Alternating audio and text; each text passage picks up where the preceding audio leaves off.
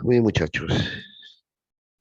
El tema que nos compete el día de hoy es el de la filosofía medieval, ¿de acuerdo? ¿Ya? Lo que vamos a trabajar a continuación, ¿ya? ¿Qué tal, Bustamante, Pomawatre también? Buenos días. Una vez más, buenos días con todos, chicos. Muy buenos días con todos, ¿ah? Muy bien, vamos a comenzar así nuestra clase, ¿ya? Entonces, les decía que vamos a abordar el tema de la filosofía medieval, ¿ya, chicos? Muy bien. Bien, ya habíamos visto en las semanas anteriores la filosofía antigua, ¿no es cierto? ¿Ya? Ahora corresponde la filosofía medieval, ¿de acuerdo? Bien, en este periodo el interés principal es Dios, ¿no es cierto? Como tú sabes, ¿no? En el medioevo es así, ¿no es cierto? Una imposición del cristianismo, ¿no es cierto? Una influencia muy fuerte del cristianismo en todas las áreas, ¿no? Del conocimiento humano, ¿no es cierto? Entonces, a esta época se le considera teocentrista, ¿no? Interés principal Dios. Ahora vamos a ver la filosofía en dos momentos, ¿ya? La patrística y la escolástica. Así vamos a dividirla y así vamos a desarrollarla, ¿ya? El modo de producción imperante es el modo de producción feudal. Este es importante comprenderlo, ¿ya? Porque el cristianismo se impone básicamente por esta razón, ¿ya? Porque busca también apuntalar, sostener el sistema feudal, ¿no? Es esa forma ese modo de producción, o sea, esa forma de vida, ¿no? Donde hay un señor feudal y que tenía siervos a su servicio, no sé si cabe el término, ¿no es cierto? ¿Ya? Muy bien. Entonces, va a ser una época llamada de oscurantismo, ¿no? Donde no se permite, pues, el avance de las ciencias, ¿no es cierto? Aún así, ya hay un uso de la razón, pero para mantener este sistema feudal, ¿ya? Un uso de la razón para apuntalar el cristianismo, como te decía, ¿no? Un uso de la razón para argumentar, ¿ya? El cristianismo, darle sustento, ¿ya? Ah, racional al cristianismo, ¿de acuerdo? Que tú sabes que es una religión, ¿no es cierto? ¿Ya? Muy bien. ¿Qué más? Un tema central, ¿ya? En la filosofía medieval es el problema, por eso, de las dos verdades, justamente, ¿ya? Justamente es el tema de las dos verdades, ¿no? La verdad de fe que tiene que ver con la religión, ¿ya? Y la verdad es de la razón que tiene que ver con la ciencia y con la filosofía, ¿de acuerdo? ¿Ya? ¿Qué relación hay entre ambas? Bueno, vas a ver que la mayoría de ellos lo que va a plantear es que la filosofía y la ciencia lo que tienen que hacer es eh, someterse a la religión, ¿no? Al cristianismo, en este caso, ¿no? No se le va a permitir una libertad, ¿no? De pensamiento, ¿no? No hay libertad para hacer ciencia y filosofía, sino dentro de los márgenes del cristianismo, ¿no? De la religión, el cristianismo, ¿no? Si por ahí alguien hacía uso de su libertad, ¿no? Y se atrevía a cuestionar algunos principios, ¿no? Del cristianismo, y entonces lo que pasaba, pues no era perseguido, encarcelado, torturado y muerto, ¿no es cierto? Bueno, eso como contexto, ya muchachos, ese es el contexto, ¿de acuerdo? De la filosofía medieval, ¿ya? Entonces, recapitulando, el tema central es Dios, eso debido a la influencia fuerte, fuerte del cristianismo, ¿ya? En la filosofía y en las ciencias, ¿de acuerdo? Vamos a ver dos momentos, la patrística y la escolástica, te he dicho, y el modo de producción imperante es el feudal, ¿ya? El tema central, te acabo de señalar justamente, es el tema de las dos verdades, ¿no? Cómo conciliar, ustedes van a tratar de conciliar, ¿no? Religión y ciencia y filosofía, o más bien van a tratar de que la religión, ¿no? El cristianismo se imponga, ¿no? Y ponga márgenes, ¿no? ¿Ya? De acción a la ciencia y a la filosofía, ¿ya? ¿De acuerdo? Listo, eso como introducción. Muy bien, entonces te había dicho que la filosofía medieval se divide en dos, ¿no? La patrística, ¿ya? Y la escolástica, ¿ya? La patrística viene de padre, patris, padre, ¿ya?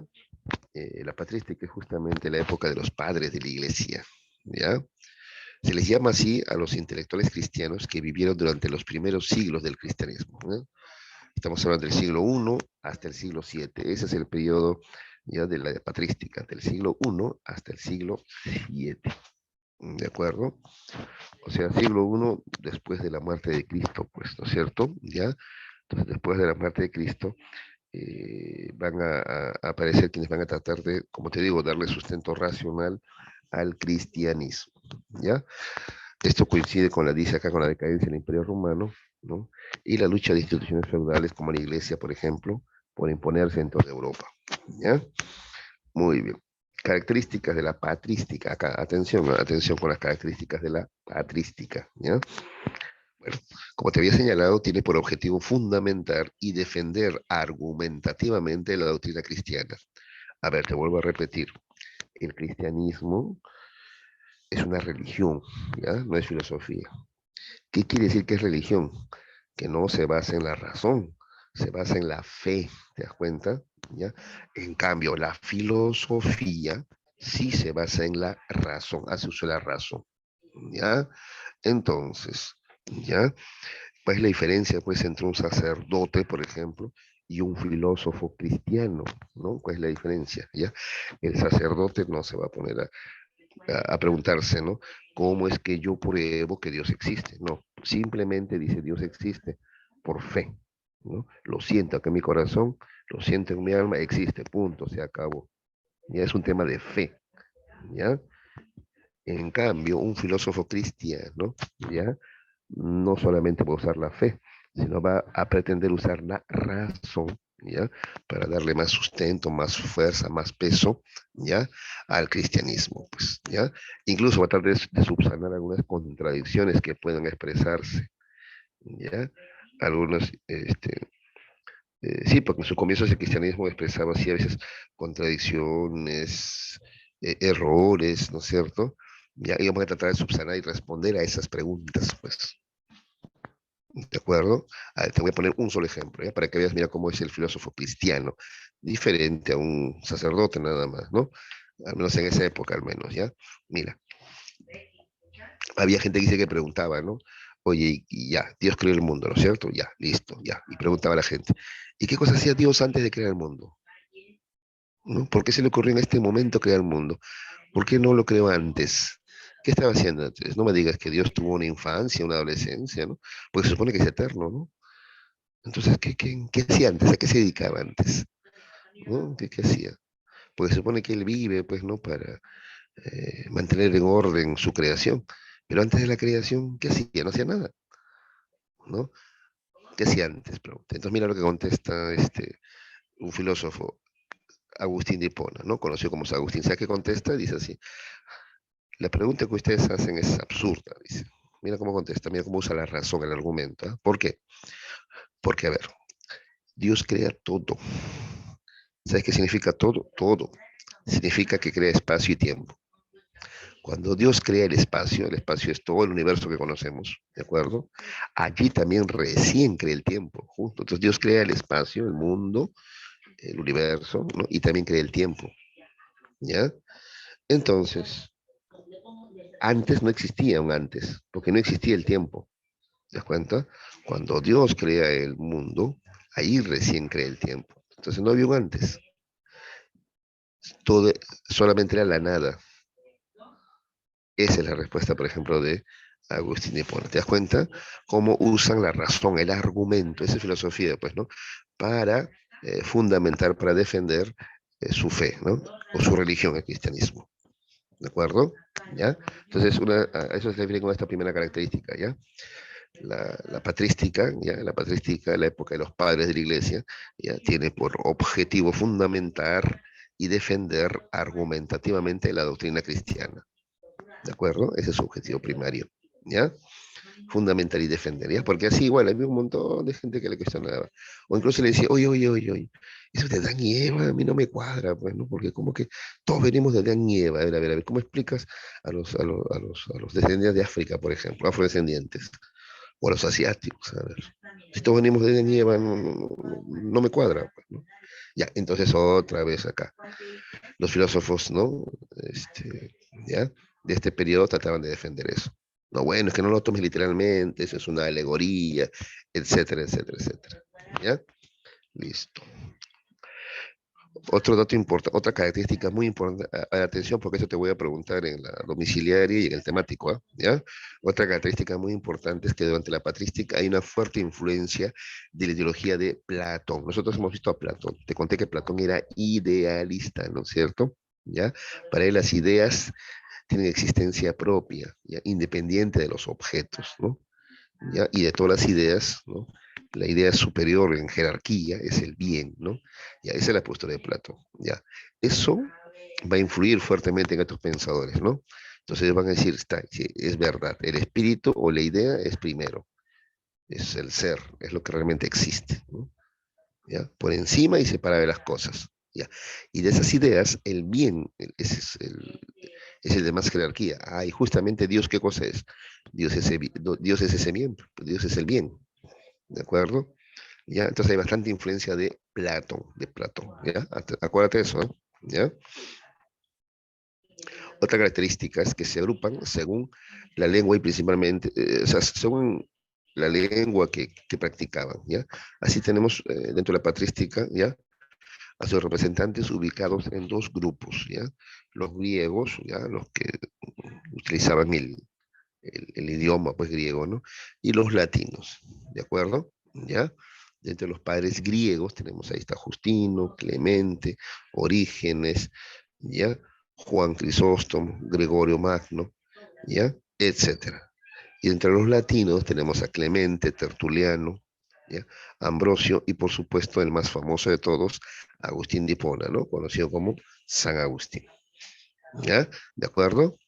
Listo, ¿ya? Entonces ya hemos definido, ¿ya? Dentro de la filosofía medieval, ¿ya? Dentro de la filosofía medieval estamos viendo dos periodos, ¿ya? Patrística y escolástica. Estamos empezando con la patrística. Patrística de patris, padres de la iglesia, ¿ya?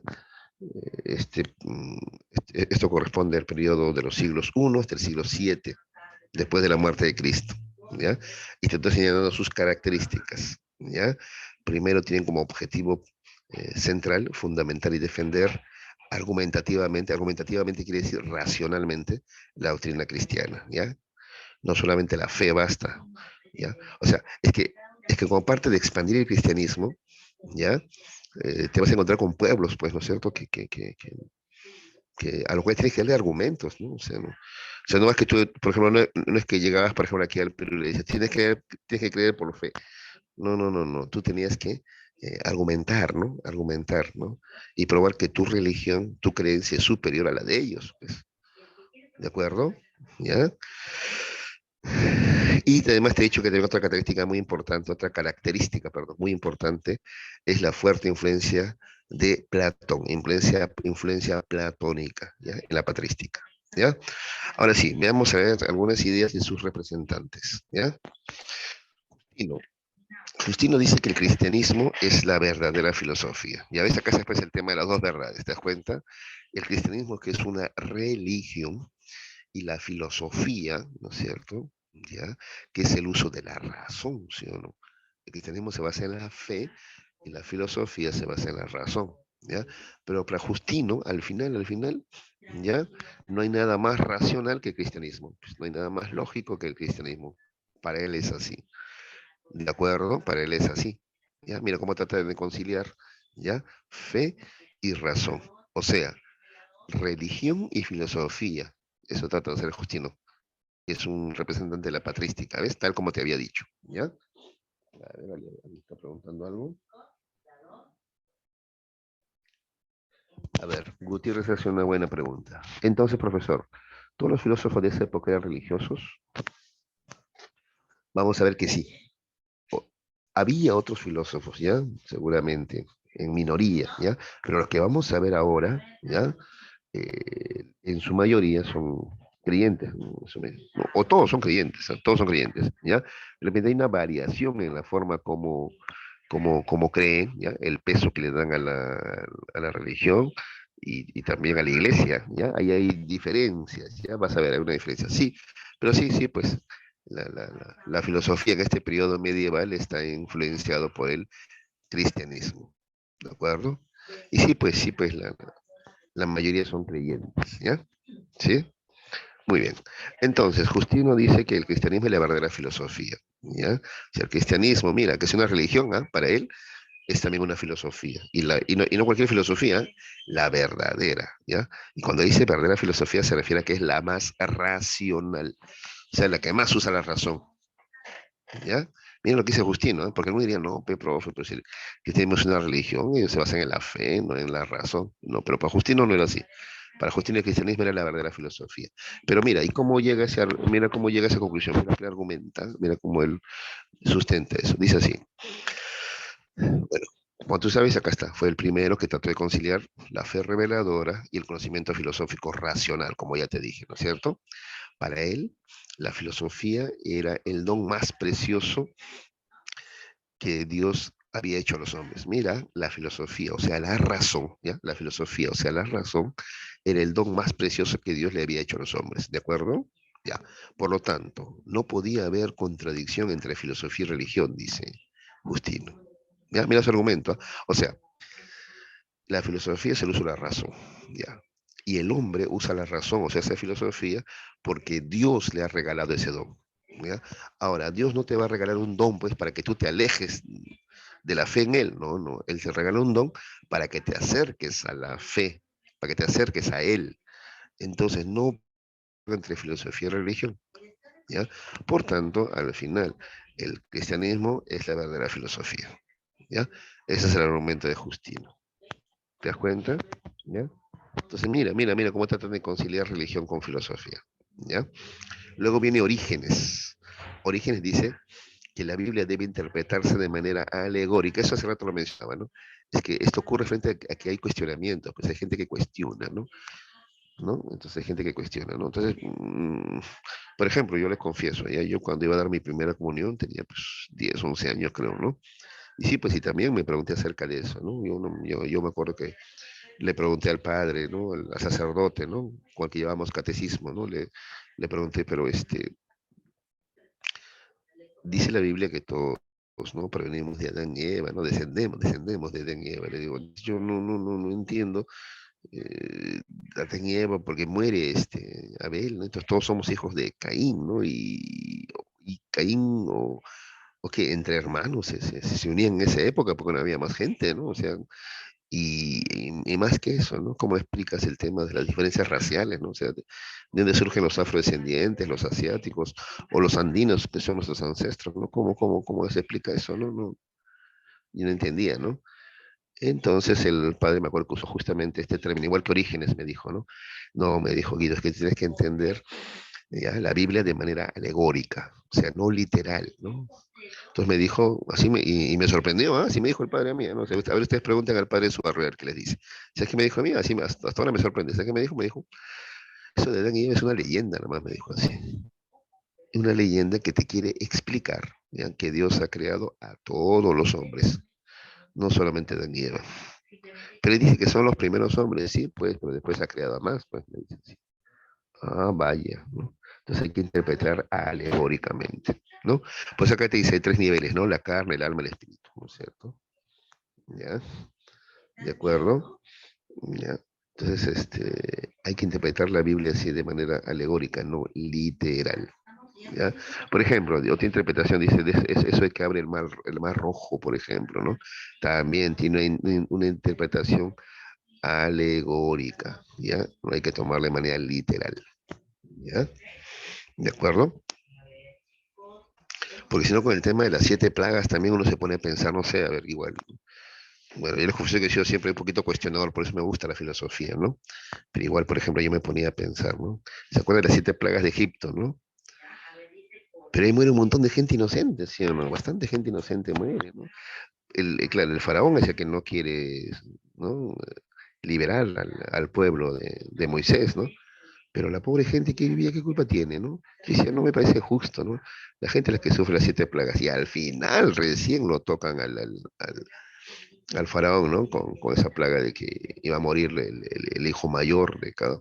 Pero no solamente muere el hijo mayor del faraón, mueren los primogénitos de todos. Y esa pobre gente, ¿qué culpa tiene? Decía. Entonces a mí no me parece justo, ¿no?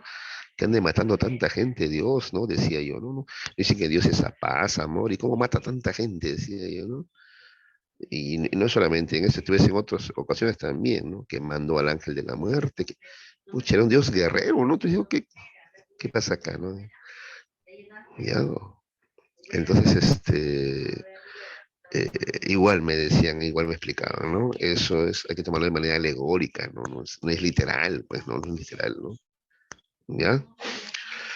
Bueno, luego viene Tertuliano, ¿ya? Tertuliano dio una respuesta menos sensata, más fideísta. Fideísta quiere decir más basada en la fe, ¿ya? Ya, mira, Tertuliano es más fideísta. Tertuliano le da mucho más peso a la fe que a la razón, ¿ya? Es lo contrario a los anteriores. Los anteriores están tratando Justino y Orígenes están tratando de conciliar fe y razón, ¿no? O sea, religión y filosofía, ¿no? En cambio, Tertuliano, él apuesta más por la fe. Él apuesta más por la fe. Es mal, Tertuliano está en contra de la filosofía, ¿no? Aunque la usa, ¿no? Él dice así, Tertuliano dice, yo creo porque es absurdo, dice así. Mira, ¿cómo creo porque es absurdo? Es que él dice que la razón es totalmente contraria a la fe, dice. ¿Ya? Tú no puedes usar la razón para sentir más fe, ¿no? Tú no puedes usar la razón, por ejemplo, para explicar un milagro. Un milagro justamente desafía las leyes, ¿no? De la razón, pues justamente, ¿no es cierto? Claro, por eso dice creo porque es absurdo, dice, ¿no? Cuando algo más absurdo es, o sea, más increíble, es cuando algo más desafía la razón, a eso se refiere con absurdo, entonces yo creo más todavía en Dios, pues, ¿de acuerdo? Insisto, porque un milagro no es algo racional, un milagro no es algo científico, un milagro es todo lo contrario, es algo que desafía la razón, ¿no? Como por ejemplo esa de la multiplicación de los peces, ¿no? Como que en una canasta comienzan a aparecer más peces, más peces, más peces, más peces, y al final alcanza para todo. O sea, eso no es racional, eso es irracional, ¿no? ¿Y por qué? Porque los milagros son así, irracionales. Entonces, ¿cómo vas a querer explicar los actos de Dios que son milagros con la razón? No, ese es un error, es un error. Al contrario, yo más bien creo en lo absurdo, más bien creo en lo irracional, porque la fe es así. ¿Ya? Eso piensa Tertuliano. ¿De acuerdo? Muy bien, chicos. A ver, ¿alguna pregunta sobre cualquiera de estos tres?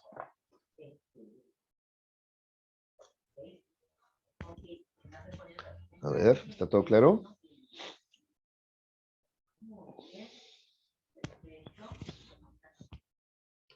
Ah, ya, a ver. Ya, qué bueno, Gutiérrez. Muy bien. Ya. El máximo representante, ya, de este periodo de la patrística es Aurelio Agustín de Hipona, ya, más conocido como San Agustín, ¿ya? Y de él vamos a hablar a continuación, ¿de acuerdo? Agustín de Hipona es autor de libros como La ciudad de Dios, contra los maniqueos, ¿ya? Y Confesiones, que es una de sus obras cumbres, ¿de acuerdo? Ya, Agustín de Hipona, mira, va a usar otra vez la razón, para darle fuerza a la religión, ¿de acuerdo? Va a usar la razón para argumentar, fundamental y defender al cristianismo, ¿de acuerdo? ¿Ya? Entonces, por ejemplo, vas a ver que varias de las ideas que nosotros hoy en día repetimos, ¿ya? Se las debemos a Agustín de Hipona, se las debemos a Agustín de Hipona, ¿ya? Ya. A ver, me dan un minutito para, a ver, desplazarme a otro lugar donde haya menos bulla. Pues escucho una voz, ¿no escuchan ustedes una voz? Me voy a desplazarme un ratito, ¿ya? Un ratito, a ver.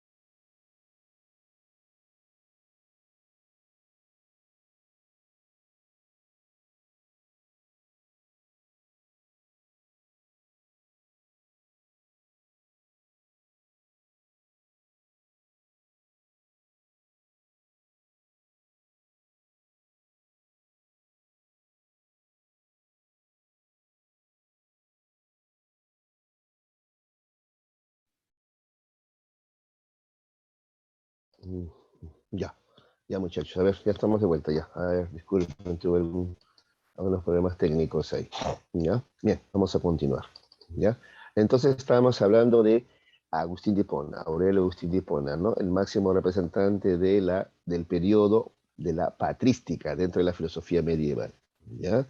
Entonces estaba diciendo que muchas de las cosas que, por ejemplo, ahora decimos o repetimos, ¿ya? Son en realidad cosas que él ha afirmado, ¿ya? Vas a ver a continuación, ¿ya? Por ejemplo, su tesis acerca de la iluminación, a ver, les explico, ¿ya? Que señala que el conocimiento humano, ¿ya? Tiene que ver fundamentalmente con lo que Dios ha puesto en nuestra alma, pues, ¿ya? ¿De acuerdo? Acá está, ¿ves? Teoría de la iluminación, ¿de acuerdo? Dice, creo para entender. Atención con esta afirmación, creo para entender. Mira, acá otra vez, el tema de las dos verdades, ¿no? Creo es la creencia, la fe, y entendimiento es la razón, la filosofía, ¿te das cuenta? Entonces, para él, ¿cuál es superior? Primero es la fe, luego el entendimiento. Hay cosas que tú puedes entender con la razón, pero hasta un punto nomás. Para entender otras cosas más profundas, tú tienes que tener fe, ¿ya? La fe es la que te va a permitir entender. Así piensa él, ¿ya? Y mira su argumento, ¿eh? Dice así, Dios ilumina el alma humana con sus verdades, ¿ya? O sea, Dios pone en tu alma sus verdades. ¿Qué verdades? Que Dios existe, que Dios envió a su Hijo Jesucristo, ¿ya? Y nosotros aceptamos eso que Dios ha puesto en nuestra alma lo aceptamos por fe, nada más por fe. O sea, lo sentimos nada más, ¿ya? Pero también tenemos el don de la razón, ¿de acuerdo? ¿Ya? También tenemos el don de la razón. Luego, la tarea de la razón es defender las verdades dadas por Dios, ¿ya? De los ataques de los herejes y ateos. Esa es su teoría de la iluminación, ¿ya? Entonces Dios pone conocimientos, bueno, más que conocimientos pone verdades, ¿no? Verdades, ¿no? Verdades, ¿no? Que Él existe, que envió a su único hijo a salvarnos, etcétera. Está en tu alma, ¿ya? Está en tu alma y tú lo aceptas por fe. ¿Y la razón qué papel cumple? Bueno, la razón lo que hace es defender esas verdades que tú sientes en tu alma, defenderlas de los ataques de los herejes y ateos, ¿ya? Eso dice Agustín de Hipona. Contra los escépticos, mira lo que dice contra los escépticos. Tú tienes que acordar de que el escepticismo es una postura, ¿ya? De estos periodos que consideraba que el hombre no puede alcanzar conocimientos, ¿ya? El hombre es incapaz de entender los misterios del mundo, el hombre no puede conocer, ¿ya? Porque el hombre es limitado en su razonamiento, ¿ya? Y esas limitaciones no les permite conocer, ¿de acuerdo? Entonces el hombre se queda en la duda nomás. Cuando cree que está a punto de conocer algo, se da cuenta que la cosa es más complicada, más compleja y al final termina desconociendo, ¿no? O sea, ¿ya? Ese es el escepticismo, ¿ya? Plantea que el hombre no puede conocer nada. Sobre eso, mira, Agustín dispone, mira cómo le responde, usando la razón, ¿eh? Dice, no, pues, no, mire, dice, mira, ya, supongamos que yo dudo de todo, ya, como dicen ustedes, ya estoy en la duda, no conozco nada, ya, yo dudo de todo, ya, muy bien. Pero si yo dudo, ya, esa duda no está en el aire, ¿sí o no? Esa duda pertenece a alguien, ¿sí o no? Ya, esa duda es mía. Por lo tanto, si existe la duda, entonces existo yo, ¿ves? Entonces no hay, pues, la duda absoluta. Siempre, incluso dentro de la duda, hay una certeza, ¿no? Porque vuelvo a repetir, supongo que yo dudo de todo, ¿ya? Pero aún en esa duda, ¿ya? Sé que existo, porque esa duda no puede existir sola, pues esa duda es de alguien, ¿sí o no? Esa duda es mía. Entonces, por eso él concluye, si dudo, entonces existo. Pues. Justamente la duda es la prueba de mi existencia, porque insisto, repito, la duda no puede existir sola. Esa duda es de alguien. Y si existe la duda, existo yo, ¿ya? Esa es la postura de Agustín de Hipona. ¿Te das cuenta cómo usa la razón, ¿no? Para argumentar, ¿ya? Luego también, para defender su fe también, ¿no? Claro, pues se supone que ¿no? Es el cristianismo tenía pues la verdad, entonces el escepticismo dice, no, nadie tiene verdad, ¿no? El hombre no puede conocer. No, si los cristianos sí, por eso él está en contra de los escépticos, pues, ¿ya? Muy bien. ¿Qué más? Dios crea el mundo de la nada junto con el tiempo, ya. Esto ya te lo había explicado, ¿no? Esto le hemos llamado creación ex nihilo, ¿no? A ver, acuérdate porque te voy a preguntar al respecto, ¿ah? Es más, anótalo, a ver, ¿ya? Creación ex nihilo. Anótalo. Ex nihilo con H intermedia. Ni H-I-L-I-O, ¿ya? Ex nihilo, ¿ya? ¿Qué cosa quiere decir la creación ex nihilo? Ya, anota, creación es nihilo, es que Dios crea todo de la nada. ¿Ya? Ahí dice, mira, Dios crea el mundo de la nada, junto con el tiempo además. ¿Ah? ¿Ya? ¿De acuerdo? Cuando no había creación, no había tiempo, dice. ¿Ya? Cuando no había creación, todavía no existía el tiempo. Por tanto, es absurdo preguntarse qué hacía Dios antes de la creación, pues antes es una forma del tiempo, inexistente sin creación. ¿Ya? ¿Cómo vas a preguntar qué hacía antes de la creación Dios si antes de la creación no existía el tiempo? Entonces no había un antes. ¿Ya? Eso es lo que dice Agustín de Hipona. ¿De acuerdo? ¿Ya? Muy bien. Luego contra los maniqueos, la teoría de la jerarquía de los seres. ¿Ya? Es que los maniqueos plantean, ¿ya? Eh, que no hay una jerarquía, ¿no? Salvo Dios y los hombres, nada más, ¿no? En cambio, Agustín de Hipona cree que sí hay una jerarquía, ¿ya? De entes, ¿de acuerdo? ¿Ya? Primero está Dios, y después de Dios siguen los ángeles, dice Agustín de Hipona. Y después de los ángeles viene el hombre, después vienen los animales, después de los animales las plantas y las cosas, ¿ya? Los ángeles son los más cercanos a Dios, dice Agustín de Hipona. ¿Ves? Muchas de estas cosas son las que en la actualidad se repiten, ¿no es cierto? ¿Ya? Muy bien. Otra cosa importante que dice Agustín de Hipona es que el mal supremo no existe. Ahí dice, ¿ves? El supremo mal no existe. Eso de repente lo has escuchado, ¿no? Dice, el supremo mal no existe. O sea, para él el mal no existe. Solamente existe la ausencia del bien, ¿ya? Dicho de otra manera, ¿ya? Es como decir que la oscuridad es el mal, ¿sí o no? La oscuridad no existe. La oscuridad es simplemente la ausencia de la luz, ¿no es cierto? Ya, así pasa igual acá. ¿Ya? El mal supremo no existe. ¿Ya? El mal simplemente es la ausencia del bien. ¿Ya? Así como la oscuridad es la ausencia de la luz, nada más. ¿Ya? Entonces, para Agustín de Hipona aclara, no hay una lucha entre el cielo y el infierno, ¿no? ¿No? O no hay una lucha de igual a igual entre Dios y el demonio, no, eso no es así. ¿Ya? El bien supremo sí existe. El bien supremo existe y es Dios. El mal supremo no existe. Solamente existe el mal, que es el alejamiento del bien. Nada más. ¿De acuerdo? ¿Ya? Entonces, mira, y asociado a eso, viene esto acá. Entonces, el pecado se debe a la libertad del alma humana, al libre albedrío. El libre albedrío es la libertad que tiene el ser humano para elegir. ¿Ya? Entonces, según Agustín de Hipona, ¿ya? El pecado no se debe pues a que el diablo te tiente, el diablo se mete en ti. No, no, no. Él no puede hacer eso. Porque, repito, para él no existe, ¿ya? El mal supremo, ¿ya? El mal es solamente la ausencia del bien, ¿ya? Entonces, la fuente del pecado es el libre albedrío, la libertad que tiene el hombre. El hombre, al tener libertad, puede pecar. ¿Y qué significa pecar? Alejarse de Dios, ¿ya? Entonces, ese es el pecado. El pecado o el mal, como te dije, es alejarte de Dios, alejarte de la luz, ¿no es cierto? Y eso es porque el hombre tiene libertad. Los animales no tienen libertad, los animales actúan por instinto nomás. En cambio, el hombre tiene libertad, libre albedrío, ¿ya? Y puede decidir acercarse o alejarse de Dios. Y esa es la fuente del pecado, ¿de acuerdo? ¿Ya? No que el diablo se le mete y lo tienta, no, no. Es su libre elección, ¿ya? Eso tú lo puedes ver en el Génesis, pues, ¿no es cierto? Cuando elige, ¿no? Bueno, Adán y Eva eligen comer la manzana, por ejemplo. ¿Ya? Pues, es su libre elección, ¿ya? Así surge el pecado, porque tiene libertad de elección, ¿de acuerdo? Finalmente tenemos la teoría del providencialismo. Según Agustín de Hipona, ¿ya? Dios tiene un plan para el mundo y para nosotros, ¿no es cierto? Ese es providencialismo. Por ejemplo, Dios tiene todo planificado, fríamente calculado. Él ya sabía que el hombre iba a pecar.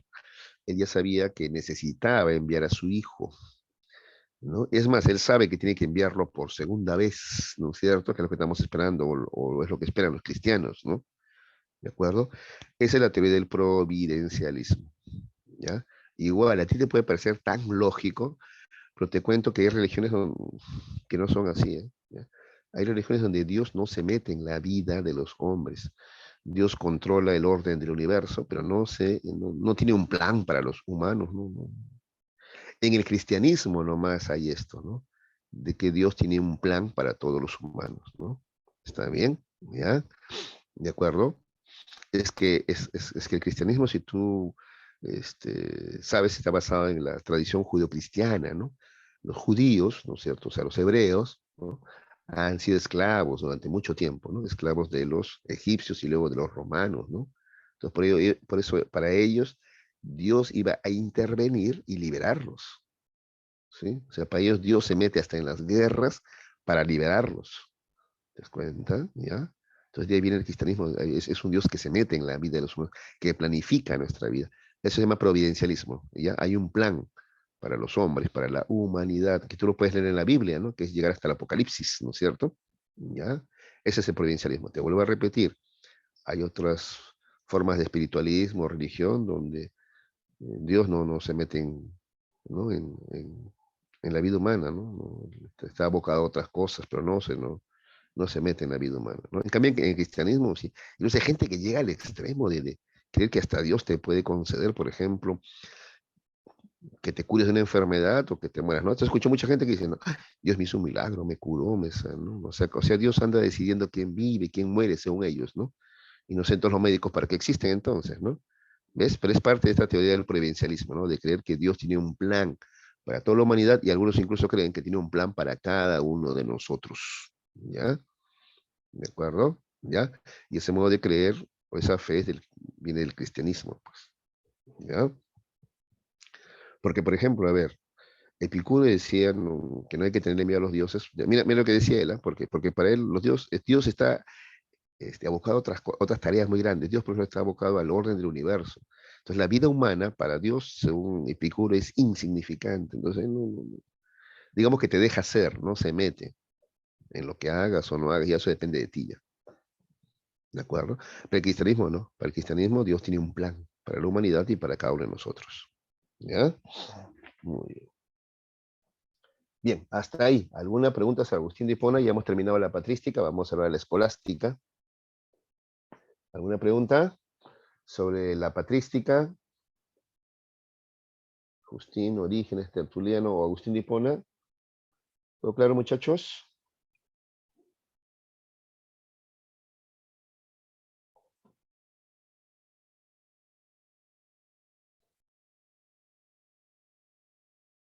Ya. Ahora también mira cómo hay variantes, ¿no? Porque hay, por ejemplo, sectas evangélicas que incluso hablan de exorcismo, ¿no? Porque ellos creen que el demonio se mete dentro de ti y es el pecado, el demonio es el pecado. No soy yo, es el demonio que está dentro de mí, ¿no? Hablan de hasta exorcismo, ¿no? Para el cristianismo, en cambio, te das cuenta que no, para el cristianismo, sí, ¿no?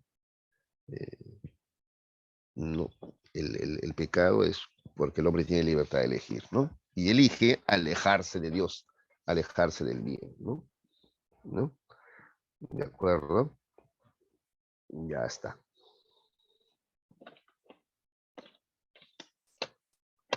Ya me esto porque hay un montón de películas de exorcismos, ¿no? Listo. Ya muchachos, continuemos. La escolástica. Bien, estamos hablando ya después del siglo VII, viene el siglo VIII, el siglo IX, el siglo X, ya la escolástica, ¿ya? Escolástica, jovencitos, atención, ¿ah? Esto también te voy a preguntar. Escolástica, bueno, o está en tu domiciliaria, ¿ya? Escolástica viene de la palabra escuola, ¿ya? ¿Eso qué significa? Escuela significa. ¿Ves? Acá hay una imagen, ¿ves? Mira, acá hay un profesor y acá están estudiantes, claro, todos adultos, ¿no? Pero igual, escuela, ¿ya? La escolástica y la escuela. Lo que pasa es que la iglesia había tomado mucho poder, ¿ya? Y necesitaba defender siempre la fe, ¿no? Para defender la fe, el cristianismo va a crear, ¿qué cosa? Escuelas, ¿ya? Universidades, sí, pero igual le llamaban escuelas en esa época, ¿ya? ¿De acuerdo? ¿No? ¿Ya? Igual, eran universidades, pero le llamaban escuelas, o colegios le llamaban escuelas querían, ¿ya? ¿De acuerdo? De ahí viene la palabra escolástica. Por ejemplo, San Marcos, la Universidad San Marcos, ¿ya? Fue creada por la iglesia, pues, claro. ¿Y qué cosa crees que se enseñaba en San Marcos en la época de la colonia? Teología, pues, claro, teología. Ya, toda esta filosofía cristiana se estudiaba Agustín de Hipona, por ejemplo, ¿de acuerdo? ¿Ya? Entonces no te olvides, esa escolástica viene de escuela, porque acá van a crear escuelas justamente para reunirse y formar a sus cuadros, ¿no? Para defender al cristianismo, pues. ¿Ya? Acá está. Época de la doctrina generada en las escuelas y universidades durante el auge del modo de producción feudal en Europa. Esa es la escolástica, ¿ya? Viene de escuela entonces, ¿ya? Entonces se crean universidades, colegios donde se va a enseñar qué cosa, teología, teología, ¿ya? Repito, San Marcos se creó con ese fin, ¿eh? Sino que claro, después ya son más de 465 años, pues, ya. San Marcos se independizó ya de la religión, del cristianismo hace mucho tiempo, ¿no? Pero luego han creado la católica, pues, la Pontificia Universidad Católica del Perú. Pero también ya se les escapó de las manos, ¿no? ¿Ya? Y así, la iglesia va creando así escuelas o universidades para defender su fe, para formar a sus, ¿no? A sus pensadores, ¿de acuerdo? Muy bien. La escolástica, a ver. Entonces, características de la escolástica, ¿ya? Tiene por objetivo justificar al feudalismo como un sistema instalado por Dios, ¿no?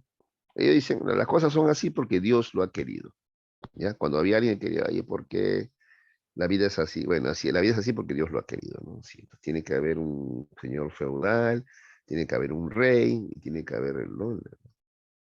La masa, el pueblo trabajador, pues así es, así son las cosas. Siempre ha sido así, siempre va a ser así porque Dios lo ha querido, ¿de acuerdo? ¿Ya? Incluso se insinuaba que los reyes, por ejemplo, eran más cercanos a Dios que tú, ¿no? Por ejemplo, que eres un simple mortal, ¿no? ¿Ya? Listo. Otra característica de la escolástica es que hay una fuerte influencia de Aristóteles. Atención, ¿ah? ¿Te acuerdas que en la patrística había fuerte influencia del filósofo Platón? Ya, en la escolástica, en cambio, atención, atención con esto, hay una fuerte influencia del filósofo Aristóteles. ¿Ya? Como vas a ver a continuación. Otra característica es que en este periodo son desarrolladores de la ciencia de la lógica, ¿ya? Claro, justamente como hay influencia de Aristóteles, que es el padre de la lógica, van a usar, ¿ya? La lógica también. ¿Qué más? Un debate central fue acerca de la existencia de entidades universales, ¿ya? Ahorita les voy a explicar en qué consiste eso de los universales, no se preocupen, ¿ya? Vamos a ver. Entonces, representantes de la escolástica. Tenemos a Anselmo de Aosta, o también llamado Anselmo de Canterbury, o más conocido como San Anselmo, ¿ya? Él es autor de la prueba ontológica para demostrar la existencia de Dios, ¿ya? ¿En qué consiste la prueba ontológica para demostrar que Dios existe? Mira lo que dice San Anselmo, ¿no? Dice, a ver, Dios es lo más grande que se pueda pensar, ¿no es cierto? O dime, ¿tienes un pensamiento más grande que Dios? ¿Un mundo, un planeta, un universo más grande que Dios? No, Dios es más grande que cualquier cosa que tú puedas pensar, ¿de acuerdo? Listo, ya. Ahora, si es lo más grande, no puede estar dentro del pensamiento, ¿sí o no? Claro, porque si no, tu pensamiento sería más grande, pues. Pero no, pues Dios es más grande que tu pensamiento. Entonces, repito, si Dios es más grande que tu pensamiento, no puede estar en tu pensamiento nomás. Tiene que estar fuera del pensamiento. Entonces, el que está fuera del pensamiento está en la realidad, o sea, existe, pues entonces. ¿Ya? Esa es la prueba ontológica de San Anselmo para probar que Dios existe, ¿no? En resumen, Dios es tan grande que no puede estar en tu pensamiento, porque si no, tu pensamiento sería más grande. Y es imposible pues, que tu pensamiento sea más grande que Dios, ¿no? No es posible. Entonces, si Dios es más grande que tu pensamiento, no puede estar contenido dentro de tu pensamiento. Dios está fuera de tu pensamiento, es decir, Dios está en la realidad. Eso dice San Anselmo, ¿ya? Avicena es un pensador, como tú sabes, árabe, ¿no es cierto? ¿Ya? Pero influenciado por el cristianismo, ¿ya? Dice que Dios es la primera entidad necesaria, existente por sí misma, ¿ya? Claro, porque también en esa época se preguntaba, la clásica, que a veces ustedes se preguntan, ¿no? Y si Dios creó todo, ¿quién lo creó a Dios? ¿No? La clásica, ¿no? Si Dios creó todo, ¿quién lo creó a Dios? Entonces, Avicena ya ha escuchado esas preguntas y contesta así. Dios es la primera entidad necesaria, existente por sí mismo, o sea, no necesita de nadie que lo cree. ¿Ya? Es lo que dice. Y ahí está la influencia de Aristóteles. Eso del primer necesario es de Aristóteles, por ejemplo. Y vas a ver también que ahorita más adelante Tomás de Aquino también lo va a retomar. ¿ya? Averroes dice lo siguiente, ¿ya? El mundo es eterno y el alma de cada ser humano es mortal, nada más pensaba él, ¿ya? Ahí también se ve la influencia de Aristóteles, ¿no? Porque según Aristóteles, tu alma no es inmortal, ¿no? Cuando muere tu cuerpo, muere tu alma. Así pensaba Aristóteles y Averroes piensa similar. Tenemos también acá a Siller de Brabante, ¿no? Él dice que fe y razón son incompatibles. Mira, fe y razón son totalmente incompatibles. Otra vez, sobre el tema de las dos verdades, ya él plantea que fe y razón son incompatibles. ¿Por qué? La razón sirve para comprender la eternidad del universo y no para demostrar que Dios existe. Eso de la existencia de Dios es un acto de fe, ¿ya? Por eso para Siller de Brabante, fe y razón son incompatibles porque se abocan a temas totalmente diferentes, ¿ya? La razón se aboca a entender el universo y la fe, ¿ya? A demostrar que Dios existe, ¿no? O sea, o mejor dicho, a creer en que Dios existe, esa es la fe, ¿ya? No demostrarlo, porque si lo demuestras, demostrar ya implica uso de la razón, ¿ya? Y para él fe y razón son incompatibles, ¿ya? Listo. ¿Alguna pregunta? A ver, sobre cualquiera de estos.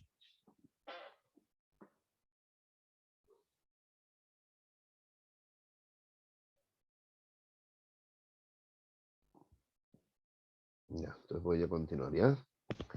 Tomás de Aquino, ¿ya? También conocido como Santo Tomás. Ah, atención, también te preguntan esto en tu libro, ¿ah? A Tomás de Aquino, ¿sabes cómo le llamaban, hijo? Le llamaban doctor angélico. Doctor angélico, así le llamaban. Tú sabes que el doctor es un grado académico, ¿no? Por eso cuando alguien dice, ¿qué hace ese grande? Doctor, no estás diciéndome nada, pues. Tú puedes ser doctor en Derecho, doctor en Medicina, algunos creen que es medicina nada más, ¿no? Doctor en Psicología, doctor en Filosofía. Ya, entonces, el doctor es un cargo académico, perdón, es un grado académico, no es una profesión. No, yo quiero sanar o curar enfermos. Ah, eso no se llama doctor, se llama médico. Tú quieres ser médico, que eso es medicina, médico, ¿ya?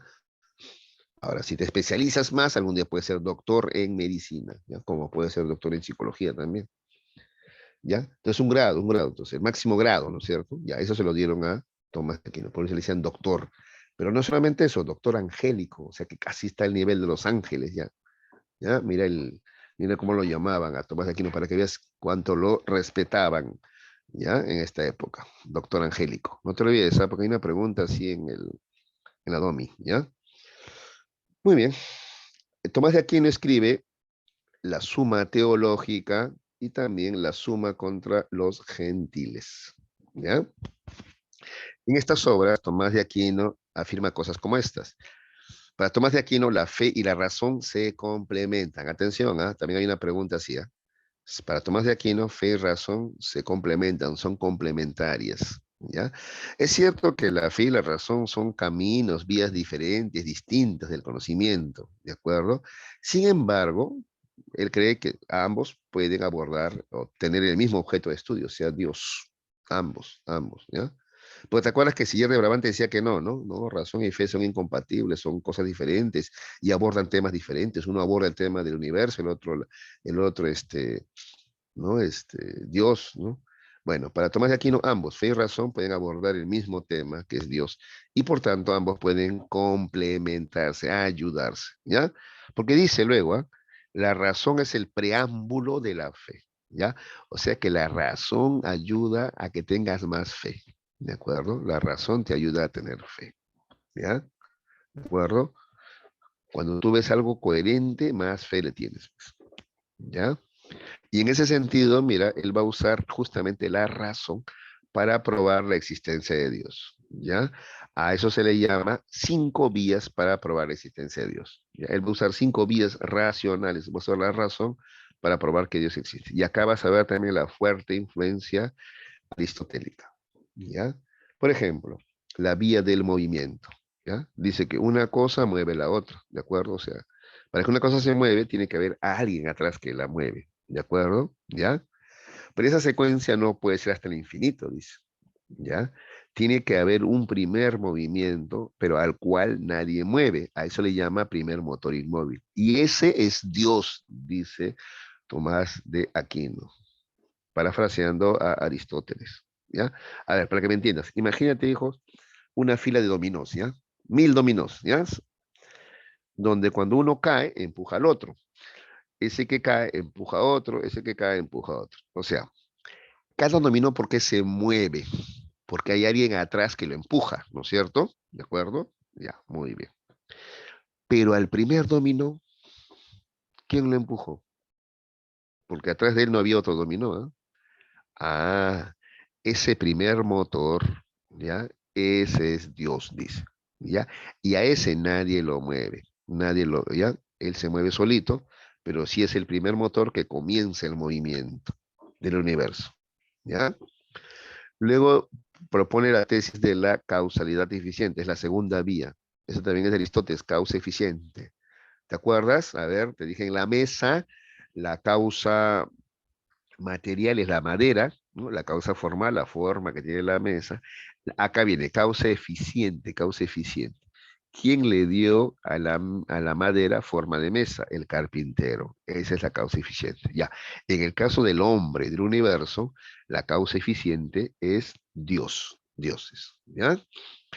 De la necesidad y contingencia. ¿Ya? Mira, lo contingente es lo que, o sea, es lo que no es eterno, ¿ya? Contingente es aquello que no es eterno, ¿ya? En cambio, lo necesario es aquello que sí es eterno, ¿de acuerdo? ¿Ya? Entonces dice eh, Tomás de Aquino, ¿ya? Todo lo que vemos, ¿ya? En algún momento no ha existido, ¿sí o no? Porque todo tiene su final, ¿sí o no? Entonces, cualquier cosa que tú veas, ese árbol en algún momento no existió. Ahora existe, pero en algún momento no existió. Y en algún momento va a dejar de existir. Ese cerro, mira, aunque no lo creas, en algún momento no existió. Nada es eterno, te dicen, ¿no es cierto? Todo es contingente. ¿Ya? Ya, si tú dices eso, entonces quiere decir que en un momento no existía nada, ¿sí o no? Claro, porque nada es eterno. O sea, en un momento nada de esto existió, ¿de acuerdo? Ya. De la nada no surge algo, pues, ¿ya? Entonces tiene que haber alguien que sí es eterno. Y el único que puede ser eterno, ese es Dios, ¿ya? Ese es el argumento o vía de la necesidad y contingencia. Dios es el primer necesario, ¿ya? O sea, el único eterno, ¿ya? Solo otra vez respondiendo a esa pregunta clásica, pues, ¿no? Y si si Dios creó al mundo, ¿y quién lo creó a Dios, no? Entonces él te dice que no, Dios es necesario, o sea, es eterno, ¿ya? Entonces no hay nadie que lo haya creado a él. ¿Qué más? De los grados de perfección es otra vía para probar que Dios existe, ¿ya? Dice, si tú ves el mundo, hay unas cosas que son más perfectas que otras, ¿no? Por ejemplo, un mamífero es más perfecto que un ave. De entre los mamíferos, el primate es más perfecto que los demás animales. Y el hombre es más perfecto que cualquier primate, ¿de acuerdo? Pero ahí no puede terminar la cosa, pues, ¿ya? Tiene que haber alguien más perfecto todavía, y ese tiene que ser Dios, ¿de acuerdo? Muy bien. Finalmente, a ver, atención, ¿ah? Del gobierno del mundo o la finalidad. Esta última vía es la que más se usa en la actualidad, ¿ah? Del gobierno del mundo finalidad. Dice que todas las cosas tienen una finalidad, ¿ya? O sea, todo lo que existe, existe para algo, tienen un fin, nada existe por gusto, ¿de acuerdo? ¿Ya? Eh, Incluso, mira, a veces nos quejamos, ¿no? Los insectos, ¿para qué sirven? Ahora sabemos que los insectos tienen una función. Tanto es así que hemos descubierto que si la abeja desaparece, mira, este insecto desaparece, eso podría afectar muy severamente a todo el mundo y al hombre, ¿ah? ¿No es cierto? ¿Ya? Porque la abeja tiene la función de polinizar las flores, ¿no es cierto? Ya, muy bien. Entonces, todas las cosas que existen tienen una finalidad, nada existe por gusto, ¿ya? Por eso tú vas a ver que un mundo que está bien ordenadito, bien organizadito, bien ordenado, ¿ya? Ahora, pero el mundo no, o sea, el universo no es un ente racional. ¿Qué quiere decir eso? Que no se ordena solo, pues, ¿sí o no? Tiene que haber alguien que ha ordenado todo el universo. Ese alguien tiene que ser Dios, pues, ¿quién más si no? ¿De acuerdo? Esa es la vía del gobierno del mundo o finalidad, ¿no?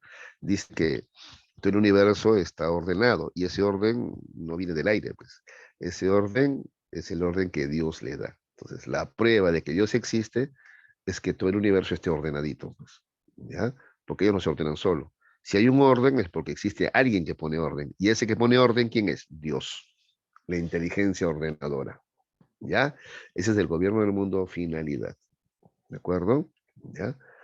Por ejemplo, yo escuché una vez en un debate a un teólogo que decía esto, ¿no? Mira, dice, mira el átomo. El átomo tiene un núcleo y tiene electrones girándose alrededor, ¿no es cierto? Ya. Ahora mira el sistema planetario solar. Tiene el Sol, que es el núcleo, y como electrones, o sea, los planetas girándose alrededor. ¿Te das cuenta? Es el mismo diseño, dice. Ya. El átomo y el sistema planetario solar. Quiere decir que el mismo ingeniero ha diseñado todo eso. ¿Y quién es ese ingeniero que ha diseñado eso? Dios, pues. ¿Ya? Es, ese argumento usan, por ejemplo, los cristianos. ¿De acuerdo? Muy bien.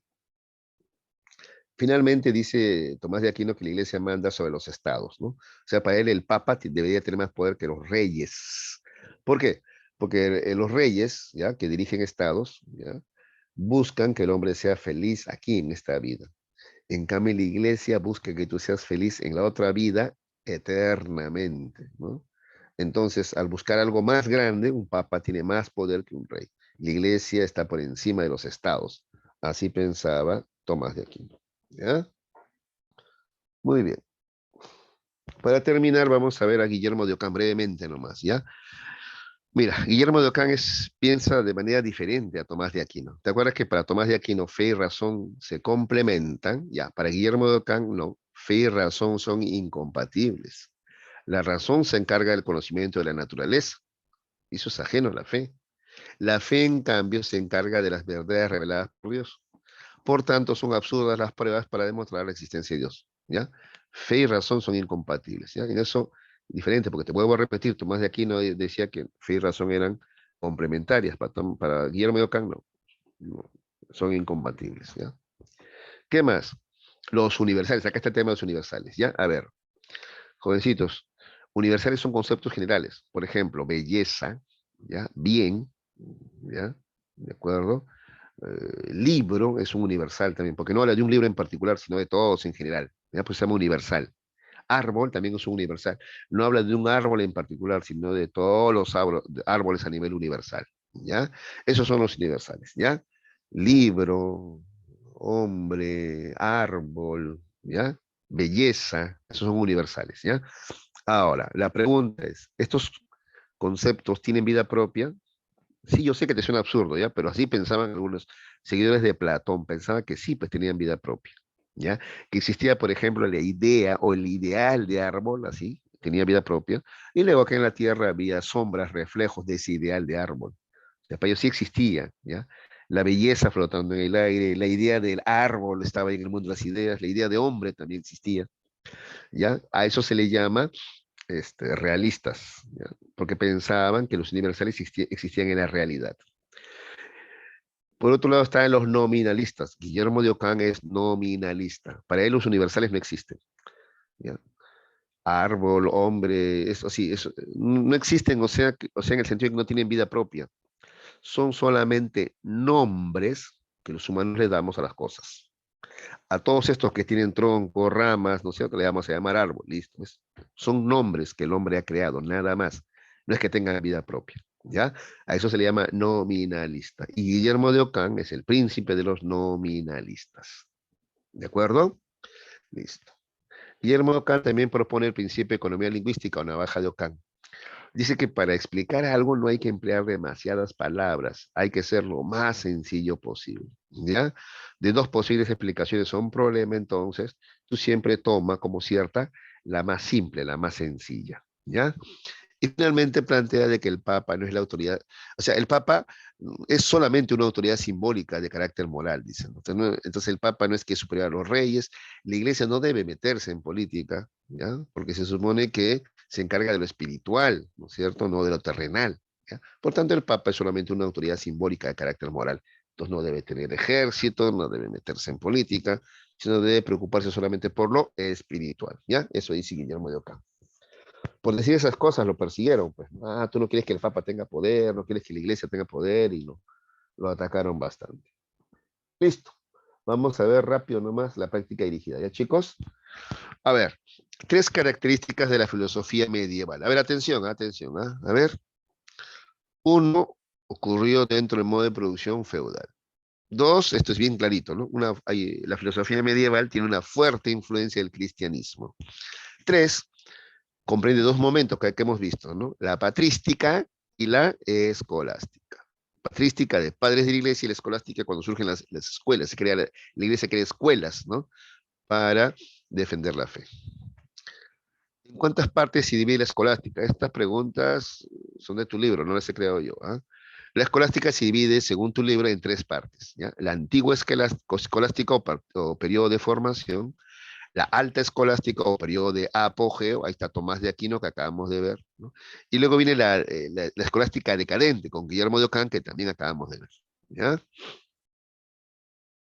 ¿Cuáles son los representantes más notorios de la filosofía medieval? A ver. ¿Ya? Exacto, muy bien, Cotrina. Los más destacados son estos dos de aquí. Mira, Cotrina ya respondió ya. Agustín de Hipona en la patrística y Tomás de Aquino en la escolástica. Esos son los más destacados, ¿ya? San Agustín y Santo Tomás. ¿Cuáles son los problemas que afronta la escolástica? La relación entre fe y razón. De eso están hablando, ¿no? Fe y razón se complementan, son opuestos, no tienen nada que ver. Ese es un tema, ¿no? Y el otro, el problema de los universales que acabamos de ver, ¿no? Ciertos conceptos universales son solamente nombres o tienen vida propia. 5. ¿En qué consistió el problema de la doble verdad? ¿Te acuerdas? ¿Ya?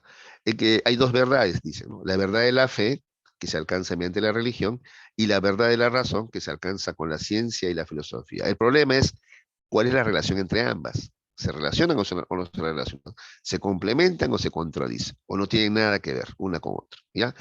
Ese es el tema. Y sobre eso tú has visto varias opiniones, ¿no?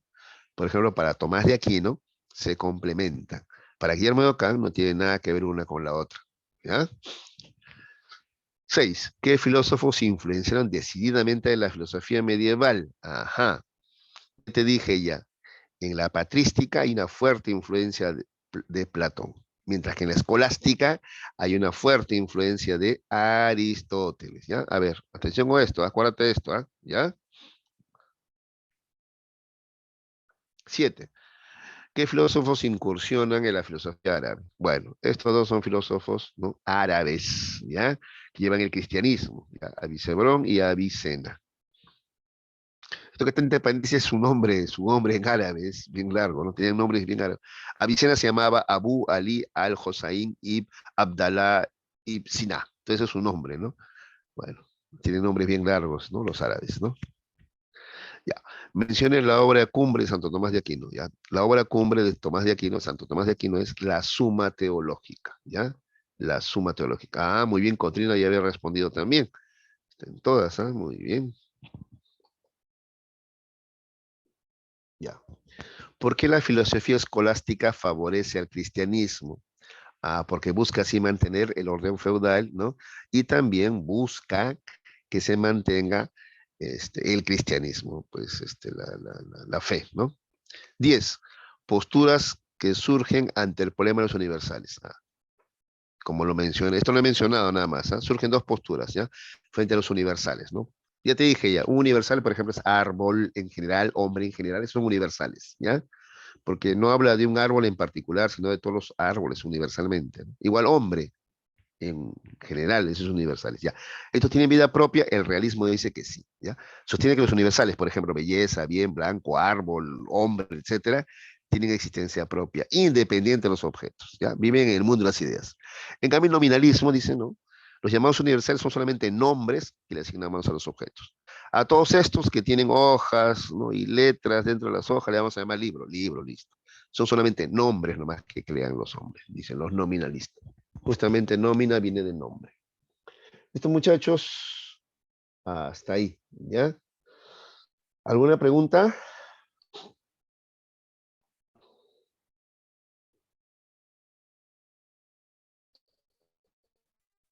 Ya.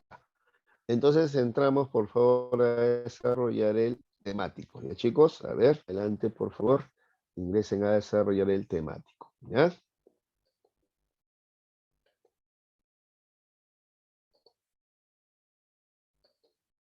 Cualquier problema me comunican, ¿ah? ¿Ya?